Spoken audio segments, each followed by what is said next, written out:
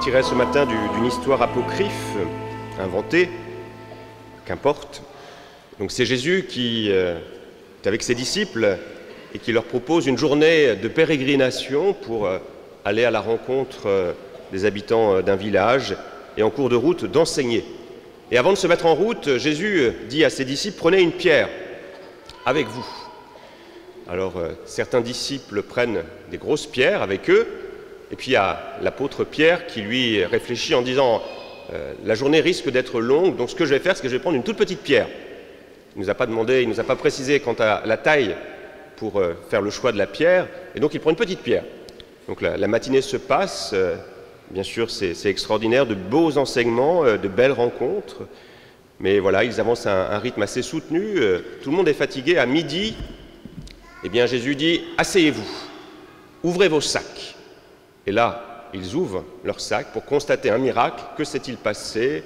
Les pierres se sont transformées en magnifiques morceaux de pain croustillants. Alors les disciples qui avaient pris des grosses pierres se réjouissent parce qu'ils ont un pain énorme.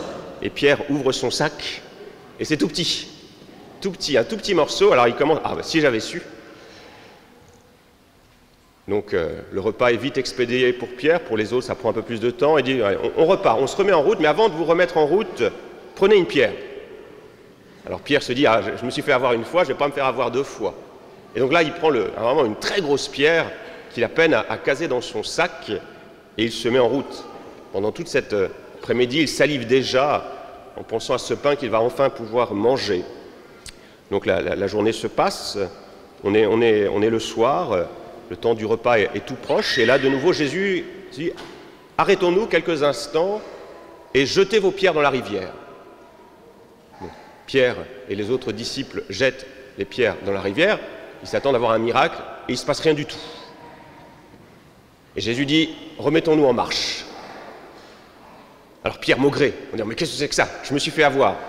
Et comme Jésus a bien vu que Pierre était en colère, il s'arrête et lui dit, je vais te poser une question. Au début, je vous ai invité à porter une pierre pour moi, et qu'as-tu choisi? Tu as choisi une petite pierre. À midi, je te dis, prenez une pierre, et là, tu t'es dit, bah, ça va être pour moi. Et donc, si c'est pour moi, je ne vais pas en prendre une petite, je vais en prendre une grosse. Et voilà. Et donc, tu as ce que tu mérites. Voilà la fin de l'histoire. Je commence mon propos par ce récit, parce qu'il va nous permettre peut-être de comprendre un peu l'attitude du frère aîné. Pour moi, le frère aîné, c'est presque le personnage le plus important de la parabole, en ce sens où Jésus raconte cette histoire du retour de l'enfant prodigue à qui précisément? À des scribes et à des pharisiens. Et les scribes et les pharisiens, ça ressemble à quoi? Ça ressemble précisément à ses frères aînés. Et donc c'est pour eux que Jésus adresse cette histoire, parce que les scribes et les pharisiens reprochent à Jésus de fréquenter surtout les publicains. Et donc voilà, les publicains c'est le fils cadet, et les frères aînés c'est précisément le frère aîné de la parabole.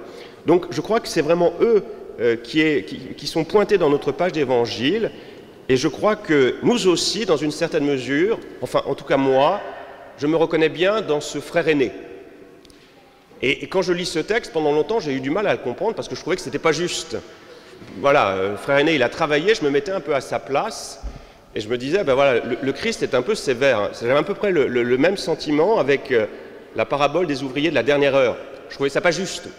Alors en quoi l'attitude du frère aîné, mon attitude, peut-être un peu la vôtre, est critiquable? Quelles sont les erreurs que font ce frère aîné?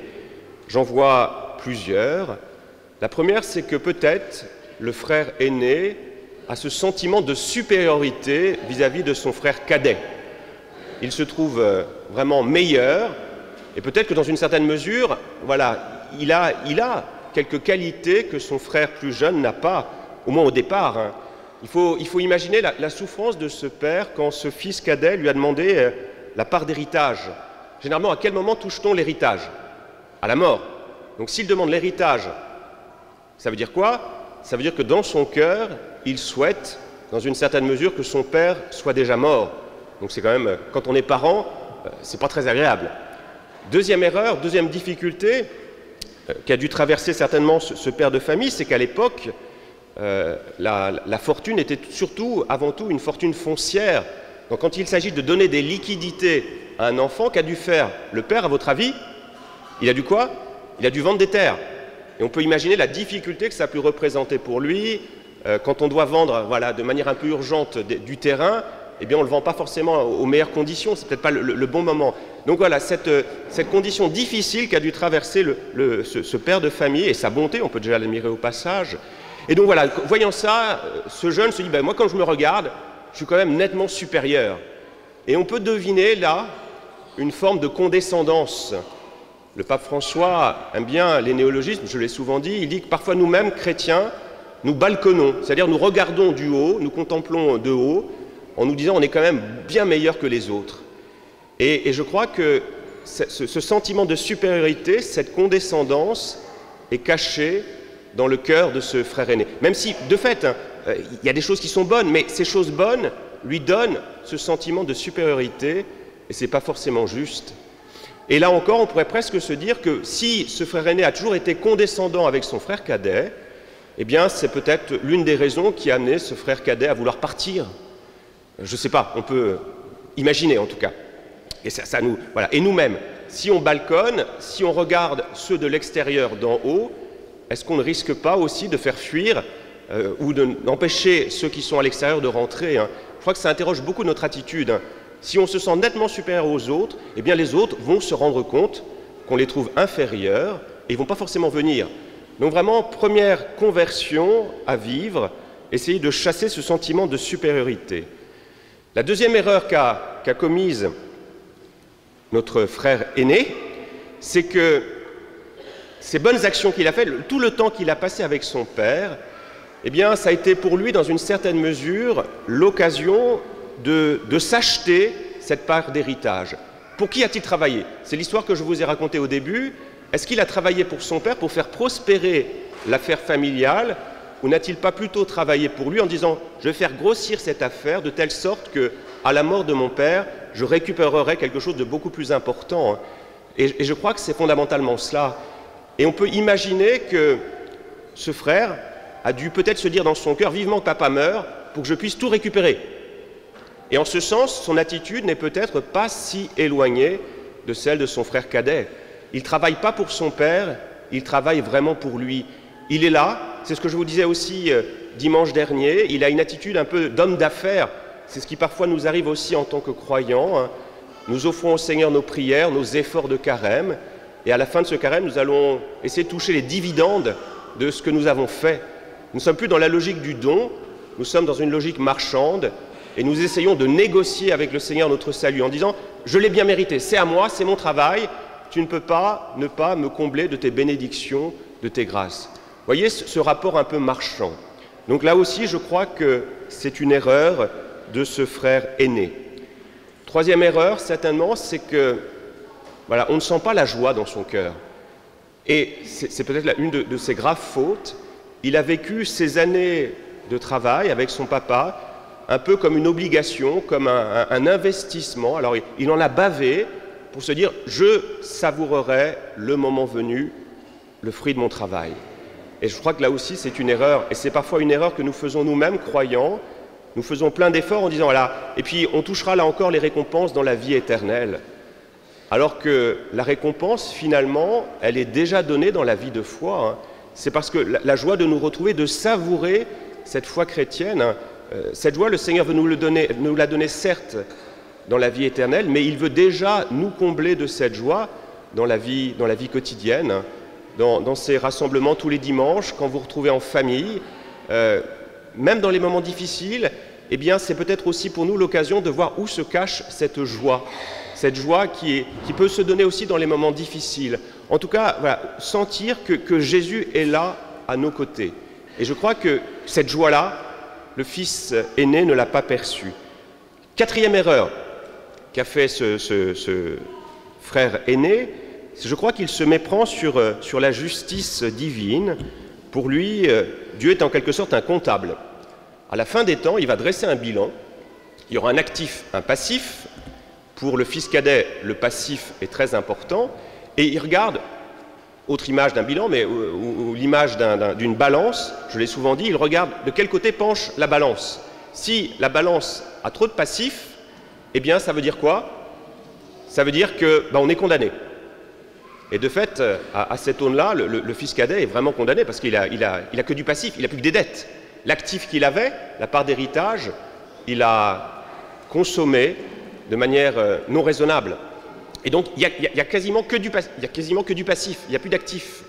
Et donc, pour le fils aîné, qui est un comptable, quand il y a plus de passif que d'actif, ça veut dire quoi? C'est la faillite, c'est la banqueroute. Et donc, voilà, il disparaît. Est-ce que c'est à cela que ressemble la justice divine? Eh bien non. Le Seigneur, par amour, ne regarde que ce qu'il y a de beau, de juste dans notre vie. Il oublie le péché pour voir ce qu'il y a de bon. Cet effort de conversion qu'il y a dans notre cœur. Vous voyez, c'est ça qui est extraordinaire. Ce que disait le saint curé d'Ars, Dieu sait très bien qu'on va pécher après s'être confessé. Il sait qu'on va recommencer à pécher, mais Dieu, dans sa grande bonté, oublie l'avenir, oublie dans une certaine mesure le passé, pour ne regarder que le temps présent et de voir cet effort, ce souci de conversion qui existe dans notre cœur. Et s'il voit ce souci de conversion, eh bien, il oublie le péché, il oublie le passif, pour ne regarder que ce qu'il y a de juste, de bon dans la vie. Vous voyez, le bon larron, sur la croix, Jésus ne voit que cet acte de foi que pose ce bon larron à ce moment précis. Vous voyez là encore une erreur du fils aîné qui envisage Dieu comme un comptable. Alors pour conclure, deux précisions qui nous permettront peut-être de mieux comprendre ce texte. Alors c'est une parabole, et une parabole ne dit pas tout. Il faut préciser deux choses. La première, c'est que, voilà, je vais faire un petit essai. Vous voyez, ça c'est l'héritage du père. Donc au moment de la division de l'héritage, il donne ça au fils cadet, et ça, c'est la partie qui est réservée au fils aîné. On est d'accord? Donc le fils cadet a tout consommé. Il ne faut pas que j'oublie mon homélie, parce que c'est mon homélie. Voilà. Et donc, voilà, il ne reste plus que ça. Et maintenant que le fils cadet est de retour, il va falloir lui donner de l'argent. On est d'accord? Mais c'est à partir de quel argent que le cadet va pouvoir retrouver cette force de vivre? Eh bien, c'est à partir de l'argent du fils aîné. Est-ce que c'est juste? Ben non, c'est pas juste dans une certaine mesure. Et c'est là que dans notre parabole, il manque un personnage, qui n'est pas un personnage, qui manque le Christ. Voilà, où est Jésus dans notre parabole? Est-ce que vous avez déjà posé la question, où est Jésus dans cette parabole du bon samaritain? Eh bien, il n'est pas là. Il est dans d'autres paraboles. Et donc, c'est cette idée, c'est que c'est Jésus qui va porter le poids de nos péchés. Vous voyez, c'est pas le fils aîné, c'est Jésus qui, sur la croix, vient porter les conséquences de la faute.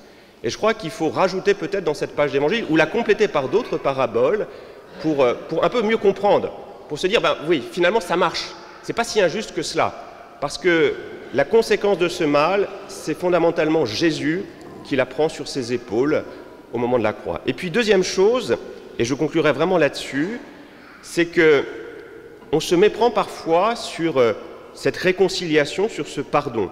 Moi, la question du pardon m'interroge beaucoup. J'avais déjà évoqué il y a quelques semaines. C'est la question que je me pose et que je pourrais vous poser. Est-ce que tout est pardonnable? Est-ce que ces prêtres qui ont fait des gestes abominables peuvent-ils être pardonnés? Question que je vous pose, que je nous pose. C'est compliqué comme question. Si on suit notre page d'évangile, lue un peu rapidement, on va dire que oui. Rappelez-vous la célèbre phrase de sainte Thérèse, « Si j'avais commis une multitude d'offenses, tout cela ne serait qu'une goutte d'eau dans un brasier ardent. » Vous imaginez un feu énorme, une goutte d'eau dans ce feu. Qu'est-ce que ça va faire? Gabriel, qu'est-ce que ça va faire? Une goutte d'eau dans un brasier immense. Ben, ça ne va rien faire du tout. Donc la miséricorde du Seigneur est infinie. Donc si on suit cela, eh bien, tout pardon, tout péché, aussi horrible soit-il, dès lors qu'il y a regret, contrition, peut être pardonné. Donc ça veut dire que celui qui a commis des gestes épouvantables peut recevoir le pardon du Seigneur et être préservé de la damnation, de la peine éternelle. Mais vous savez qu'en théologie classique, on l'oublie un peu, il y a la peine éternelle et la peine temporelle. La peine éternelle, c'est quoi? C'est cette menace qui pèse sur nos épaules si nous tournons le dos au Seigneur. C'est l'enfer. Eh bien, quand on va se confesser, on est sauvé de cette peine éternelle. C'est-à-dire qu'on n'ira pas en enfer. Dès lors qu'on a le regret de la faute, eh bien, on est sauvé. Mais la peine éternelle ne supprime pas la peine temporelle. Et qu'est-ce que c'est que la peine temporelle? Monseigneur Perrier nous permettait de le comprendre au travers d'une image très parlante. Quand le Parlement de Bretagne, alors il ne donnait pas l'exemple du Parlement de Bretagne, mais on va contextualiser à Rennes, quand le Parlement de Bretagne a pris feu, qu'est-ce qui s'est passé? Les pompiers sont arrivés et ont éteint le feu. Donc ceux qui étaient dans le Parlement de Bretagne étaient sauvés. Plus personne ne voyait sa vie menacée. On est d'accord? Ça, c'est la peine éternelle. Quand on se confesse, eh bien, on est sauvé. On n'ira pas en enfer, dès lors qu'on a le regret de ses fautes. Mais revenons au Parlement de Bretagne. Qu'est-ce qui s'est passé après le passage des pompiers? Il y a eu des litres et des litres et des litres, ou des grandes quantités d'eau qui ont été utilisées pour éteindre cet incendie. Et donc, qu'est-ce qu'il a fallu faire après? C'est réparer. Et ça a duré très longtemps. Et ça, vous voyez, c'est la réparation temporelle de nos fautes. Et ça prend beaucoup de temps. Donc, je crois que quand on fait une faute grave, on peut recevoir bien sûr ce pardon du Seigneur, mais le Seigneur, dans sa grande bonté, veut aussi que nous participions, nous réparions, nous expions cette faute. Et c'est tout le sens de cette peine temporelle. Et cette notion de peine temporelle, on n'en parle plus beaucoup parce que c'est lié avec la notion d'indulgence. Et donc voilà, on n'y croit plus. Alors que je trouve qu'il faut vraiment revenir à cette notion de peine temporelle, qui est vraiment cette référence à l'expiation.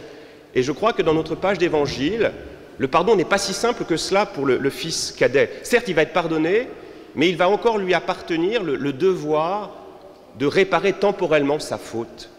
Et certaines réparations temporelles peuvent prendre du temps. Et donc pour un prêtre qui a commis des gestes épouvantables, eh bien c'est cette peine qui va consister à lui dire tu ne pourras plus être prêtre. Voilà. Tu peux recevoir ton pardon, tu seras pardonné par le Seigneur, mais dans ta vie terrestre, eh bien tu vas devoir expier, porter le poids de cette faute. Et vous voyez comment la miséricorde devient véritablement miséricorde parce qu'elle honore à la fois l'exigence de pardon et l'exigence de justice. Et donc je crois que notre page d'évangile, on la comprend bien quand on fait intervenir le Christ et quand on fait aussi intervenir cette différence entre peine éternelle et peine temporelle. Amen.